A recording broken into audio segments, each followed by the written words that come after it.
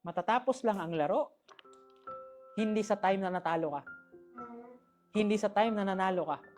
Matatapos lang ang laro. Kailan? Pag sumuko ka na.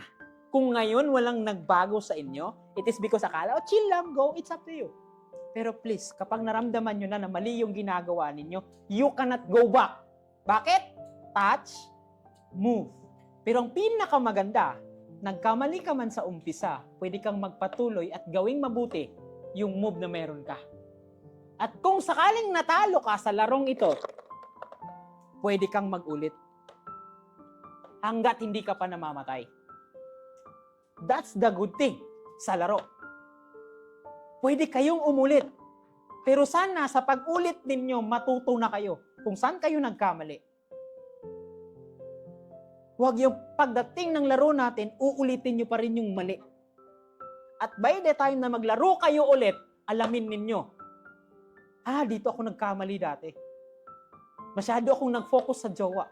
Masyado akong nag-push ko sa barkada. Na nakalimutan ko yung sarili ko to the point na napabayaan ko siya. Okay, laro tayo ulit. Because sabi ko nga sa inyo, the most important thing na ingatan ninyo, yung king ninyo. Na ang king na to is equal your what? Peace of mind. Huwag niyong ibigay yan sa mga taong walang kwenta. Huwag niyong ibigay sa mga tao na toxic. Huwag niyong ibigay kahit papano sa mga taong walang pakialam sa inyo. Kasi bakit? Napansin ninyo, kapag maganda yung isip ninyo, nakakapag-study kayo ng mabuti. Kapag maganda yung isip ninyo, parang ang saya-saya ninyo.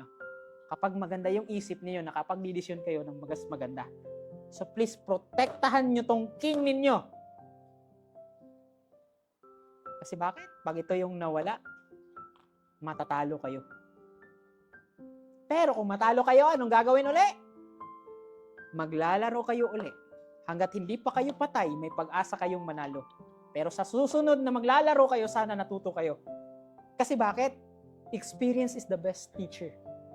Kaso walang silbi ang experience kung walang realization at walang pagbabago. So if you play kasi natalo kayo at maglalaro kayo uli, dapat alamin ninyo kung saan kayo nagkamali.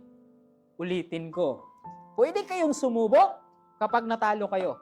Pero sa bawat talo ninyo, dapat natututo kayo. At higit sa lahat, natatapos lang ang laro pagdating ng panahon na ikaw mismo, sumuko ka na. You can change. You can change your life. You can change yourself. If you want to win, please, huwag kayong sumuko.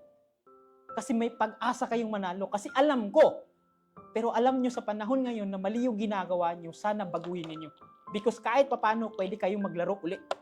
Because by the end of the day, ang mga taong nanalo, sila yung mga taong natalo na hindi sumuko.